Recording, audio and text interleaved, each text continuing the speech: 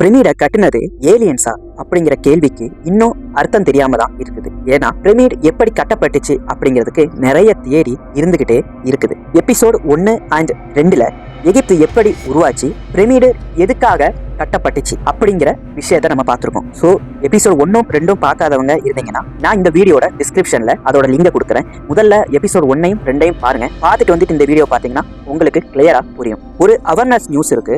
உங்களோட வாட்ஸ்அப் குரூப்ல வரக்கூடிய எந்த ஒரு லிங்கையுமே நீங்க கிளிக் பண்ணாதீங்க. ஏன்னா நீங்க அதை கிளிக் பண்ண அடுத்த செகண்ட்ல உங்களோட போன் ஹேக் பண்ணப்பட்டுக்கிட்டு இருக்கு. இது நிறைய குரூப்ல பாதிக்கப்பட்டிருக்கு. இது என்னோட குரூப்லயும் இது நடந்துச்சு. நாங்க குரூப்பையே க்ளோஸ் பண்ற அளவுக்கு போயிருக்கு.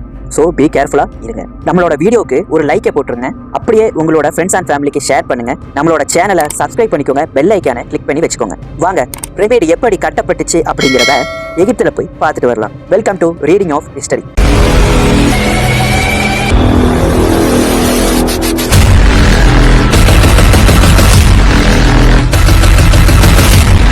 முதல்ல பிரமிடு கட்டப்பட்டது எல்லாமே ஒரே மாதிரியான கல்லா அப்படின்னு சொல்லி நம்ம பார்க்க போறோம். பிரமிடு கட்டப்படுறதுக்கு டிஃபரெண்டான கற்களை பயன்படுத்தி இருக்காங்க. எகிப்தியர்கள் ஒவ்வொரு பகுதிக்கும் தனித்தனி வகையில கற்களை திட்டமிட்டு அதை செலக்ட் பண்ணி தான் பிரமிடை கட்டியிருக்காங்க.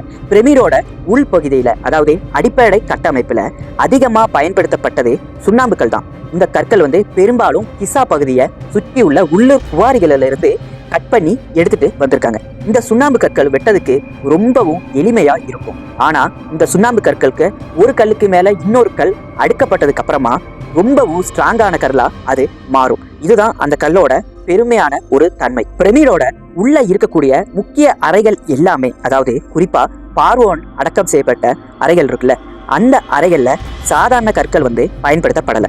அங்க பயன்படுத்தப்பட்டது மிகவும் கடினமான கிரைனைட் கற்கள். இந்த கிரைனைட் கற்கள் கிசாவுல எங்கேயுமே கிடைக்காது.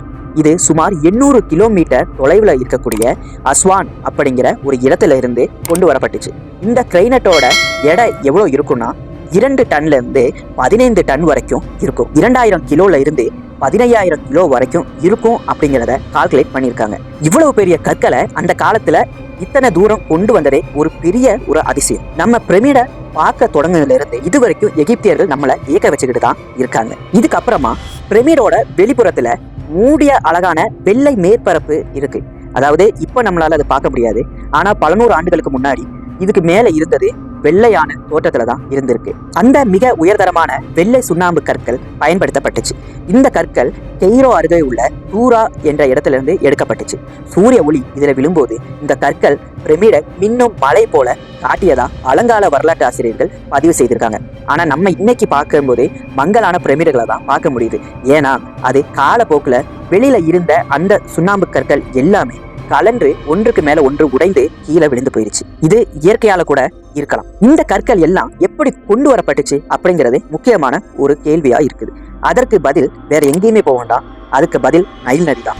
நைல் நதி எகிப்துக்கு ஒரு விவசாயத்துக்கான மட்டும் காரணம் இல்லை, அது மிகப்பெரிய போக்குவரத்து பாதையாகவும் இருந்திருக்கு. வெள்ள காலங்கள்ல இந்த கனமான கற்களை பெரிய மரப்படகுல ஏற்றி நதியின் வழியாக கட்டுப்பான இடத்திற்கு கொண்டு வந்தாங்க. பிறகு மணல் மற்றும் மர சரக்குகளை பயன்படுத்தி அவற்றை மெதுவா இழுத்து சென்றாங்க. சமீபத்திய ஆய்வுகள்ல மணலில் சிறிது நீர் ஊற்றினால் உராய்வு குறைந்து கனமான கற்களை இழுப்பது எளிதாகும் என்பதையும் நிரூபிச்சிருக்காங்க. அதாவது மணலுக்கு மேல தண்ணியை ஊத்திட்டு அந்த கல்லை இழுக்கும் போது அதுவும் அந்த மணல் ஒரு வீல் மாதிரி ரொட்டேஷன் ஆகும். ஸோ கற்களை ஈஸியா நம்மளால கொண்டு போக, அதாவது மூவ் பண்ணதுக்கு ஈஸியா முடியும். விஞ்ஞானம் இல்லாத காலத்துல இவங்க எப்படி இந்த கற்களை வெட்டி எடுத்தாங்க அப்படிங்கிறதையும் நம்ம பார்க்கணும். இந்த கற்களை வெட்டி எடுக்கிறதுக்கு இவங்க செம்பு கருவிகளை பயன்படுத்தியிருக்காங்க. அதுக்கப்புறமா அந்த கற்கள்ல தண்ணி ஊற்றி அதுவும் மணலையும் போட்டு அந்த கற்களை வெட்டி எடுத்திருக்காங்க. இப்படிதான் அவ்வளோ பெரிய கற்களையும் புத்திசாலித்தனமாக அவங்க வெட்டி எடுத்து கொண்டு வந்திருக்காங்க. அதுவும் ஒரே அளவுல அந்த கற்கள் எல்லாமே இன்றளவிலும் காணப்பட்டுட்டு தான் இருக்குது. சரி, இப்போ பிரமிடோட கற்கள் எப்படி கொண்டு வரப்பட்டுச்சு, எந்த இடத்துல இருந்து எடுக்கப்பட்டுச்சு, அதை எப்படி வெட்டினாங்க, அதுக்கு அவங்க பயன்படுத்தின உலோகங்கள் என்ன, இது எல்லாத்தையுமே நம்ம பார்த்துட்டோம். நான் சொன்னேன்ல, நைல் நதி மூலமா தான் அந்த கற்கள் எல்லாம் கொண்டு வந்திருக்கு அப்படின்னு. அதுக்கு ஆதாரம் தான் இப்போ உள்ள காலங்களில் கண்டுபிடிக்கப்பட்டு இருக்காங்க. அதாவது பெரிய படகுகள் இந்த கற்களை ஏற்றி நதியின் வழியாக கட்டுமான இடத்திற்கு கொண்டு வந்தாங்க. இதுதான் உண்மையான ரீசன். இதுல கப்பல் சுவடுகளும் மற்றும் பழங்கால வரைபடங்கள் மூலமா இதை உறுதி செஞ்சிருக்காங்க. அடுத்த பெரிய கேள்வி, இந்த கற்களை மேலே எப்படி எடுத்து சென்றிருப்பாங்க அப்படிங்கிறது ஒரு விஞ்ஞானிகளுக்குள்ள ரொம்பவும் குழப்பமான ஒரு கொஸ்டின். ஆனா இதுக்கு ஆன்சர் அவங்க எப்படி சொல்றாங்கன்னா, ராம் தியரி அப்படிங்கிற ஒரு தியரியை அவங்க முன்வைக்கிறாங்க. அதாவது மண் மற்றும் கற்களை கொண்டு மெதுவாக ஏறி செல்லும் சாய்வு பாதைகள் உருவாக்கப்பட்டுச்சு அப்படிங்கிறது. இது எப்படி இருக்கும்னா, நம்மளோட மேம்பாலம் எப்படி கீழே இருந்து மெதுவா மேல் நோக்கி ஏறி போகுதோ அந்த மாதிரி இவங்க மணலும் கற்களையும் பயன்படுத்தி கட்டுனாங்க அப்படின்னு சொல்லப்படுது. சிலர் என்ன சொல்றாங்கன்னா, நேரான ராம், அதாவது நேரான ராம் அப்படின்னு சொல்லப்பட்டா ரொம்ப தூரத்துல இருந்து ரொம்பவும் மெதுவா ஏறக்கூடிய அதே பாலத்தை போல உள்ள ஒரு அமைப்பு. இதுக்கும் அவங்க கற்களும் மணலையும் பயன்படுத்தியிருக்காங்க அப்படின்னு சொல்றாங்க. ஆனா இது ரெண்டுமே உண்மை இல்லாத ஒரு கூற்றாவே இருக்குது. ஏன்னா அந்த கற்களும் மணலும் அவங்க அதை பயன்படுத்தி இருந்தாங்கன்னா பிரமிடை கட்டுறதை விடையும் அதிகமான கற்கள் அதுக்கு தேவைப்பட்டிருக்கும். அதனால இதுவும் அவங்களோட இதுல ஒரு கான்செப்டா மட்டுமே தான் இருக்கே தவிர நிரூபிக்கப்படலை. சிலர் என்ன சொல்றாங்கன்னா, சிக்ஸாக் ராம் பயன்படுத்தியிருப்பாங்க அப்படின்னு சொல்றாங்க. அதாவது பிரமிடோட இந்த எண்டுல இருந்து அடுத்த எண்டுக்கு போற மாதிரி, அதாவது புரியுற மாதிரி சொல்லணும்னா, டூரிஸ்ட் பிளேஸ்ல இருக்கக்கூடிய ஹேர்பின் பெண்ட் அப்படின்னு சொல்லுவோம்ல, அதே மாதிரி சிக்ஸாக் வடிவில பிரமிடுக்கு மேல போய் அடிக்கிருக்காங்க. இதுவும் ஒரு தியரியா சொல்றாங்க. இதற்கு அப்புறமா இவங்க என்ன சொல்றாங்கன்னா, பிரமிடை சுற்றிலும் ஒரு ரேம்ப் அமைக்கப்பட்டிருந்திருக்கலாம். அதாவது வட்ட வடிவில் 4 பாகத்திலையும் பிரமிடோட வட்ட பகுதியில் மெதுவா சுற்றி ஏறி போயிருக்கலாம் அப்படிங்கிற ஒரு தியரியும் இவங்க வைக்கிறாங்க. ஆனா இப்போ உள்ள விஞ்ஞானிகள் இவங்க எல்லாருமே அக்செப்ட் பண்ற என்னதுன்னா, இது எல்லாமே நடந்திருக்கலாம் அப்படிங்கிற ஒரு முடிவுக்கு அவங்க வந்திருக்காங்க. இதற்கு அப்புறமா தான் ஒரு முக்கியமான ஒரு தியரிக்குள்ள நம்ம கடந்து செல்றோம். இவ்வளவு பெரிய வெயிட்டான இந்த கற்களை வெறும் மனிதர்களால மட்டும் எடுத்து வைக்க முடியாது அப்படிங்கிறது விஞ்ஞானிகளோட ஒரு தியரி. அதனால ஏலியன்ஸும் இவங்களுக்கு உதவி பண்ணியிருக்கலாம் அப்படிங்கிறது இவங்க முன்வைக்கிறாங்க.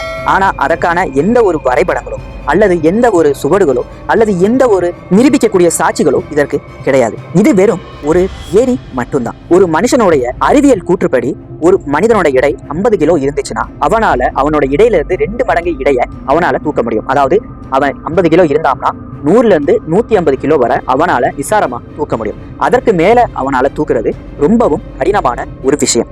ஆனா இந்த 2 டன்ல இருந்து 15 டன் வரைக்கும் உள்ள எடையை எப்படி அவங்க தூக்கி வச்சிருப்பாங்க அப்படிங்கிறது இப்ப வரைக்கும் மர்மமான ஒரு கேள்வியா தான் இருந்துகிட்டே இருக்கு. போன வீடியோல நான் சொன்ன மாதிரி பிரமிடு அடிமைகளால கட்டப்பட்டுச்சு அப்படிங்கிற ஒரு கான்செப்ட் பழங்காலத்துல இருந்து விஞ்ஞானிகள் வச்சுக்கிட்டே வந்தாங்க. ஆனா அது முற்றிலும் பொய் அப்படிங்கிறது இப்ப அவங்க கண்டுபிடிச்சிருக்காங்க.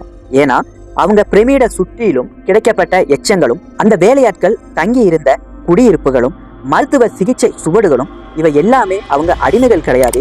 அவங்க சம்பளத்துக்காக வைக்கப்பட்ட மிகவும் திறமையான வேலையாட்கள் அப்படிங்கிறது நமக்கு தெரிய வந்திருக்கு.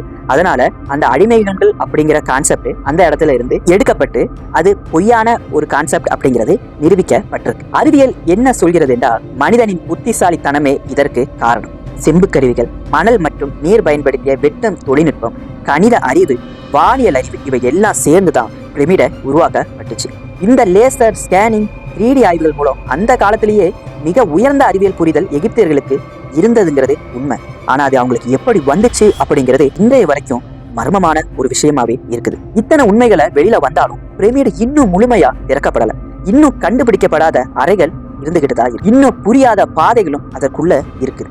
இன்னும் சொல்லப்படாத கதைகளும் நிறையவே இருக்கு. இவை எல்லாத்தையும் நமக்கு ஒன்றை மட்டும்தான் சொல்கின்ற, பிரமிடு என்கிறது கடந்த கால நினைவு சின்னம் இல்ல, அது இன்னும் பேசிக்கொண்டு இருக்கும் ஒரு மர்மமான ஒரு பில்டிங். அந்த மர்மத்தின் இன்னொரு அடுக்கு தான் எபிசோட் 4ல வரப்போகுது. நம்ம இன்னும் அதை ஆழமா இறக்க போகிறோம். ஸோ நான் உங்களை எபிசோட் 4ல சந்திக்கிறேன். வீடியோவை லைக் பண்ணிக்கோங்க, பெல் ஐக்கானை கிளிக் பண்ணிக்கோங்க, உங்க ஃப்ரெண்ட்ஸ் அண்ட் ஃபேமிலிக்கும் ஷேர் பண்ணுங்க.